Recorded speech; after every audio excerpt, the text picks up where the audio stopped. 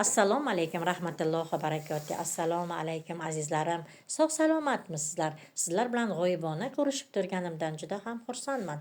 Azizlarim, bugun sizlar bilan birgalikda juda ham mazali bo'lgan taomlardan biri qozon kabobli dumg'uza tayyorlaymiz. Bu taom hammaga birday yoqadi. Demak, bismillahir-rahmonir-rahim deb dumg'uzamizni suvga solib qo'ydik.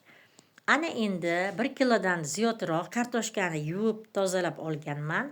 Demak, o'simlik yog'imiz yarim litr. Yarim litr o'simlik yog'imiz qizib turibdi. Qizib turgan yog'imizga kartoshkalarni qizartirib, ya'ni tillarang bo'lguncha qizartirib olamiz. Mana ko'rib turganlaringizdek, mana shunday holatda qizartirib olinadi. Azizlarim, mana dumg'uzalarimizni demak suvga solib qo'ygan edim. Demak, suvlarini to'kib tashladim. Nima uchun suvga solib qo'yamiz? Chunki suvga solib qo'ysak, keraksiz qonlari chiqib ketadi. O'zimiz yana bir bora ishonamizki, dumg'uzamiz toza bo'lishiga. Shuning uchun albatta suvga solib qo'ying. Yarim soat tursin. Demak, dumg'uzalarimizni qismlarga bo'lib, yaxshilab mana shunday holatga keltiramiz, azizlarim. Albatta tayyorlab ko'ring, sizlarga tavsiya qilib qolaman. Ana endi mana dumg'uzalarimizni maydalab oldik, azizlarim.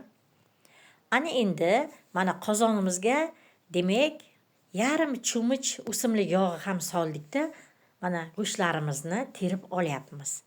Ana endi tillarang bo'lgan kartoshkalarimizni ham terib olamiz. Mana ko'rib turganlaringizdek, mana shunday holatda tayyorlanadi. Azizlarim, bu ovqatimiz naqd 3,5-4 soatda past olovda xil-xil bo'lib ketadi. Mana, demak, piyoz, bolgarskiy chesnok, mana pripravalar, bu sizning xohishingizga qaraydi. Albatta o'zingiz sevgan pripravalarni solishingiz mumkin.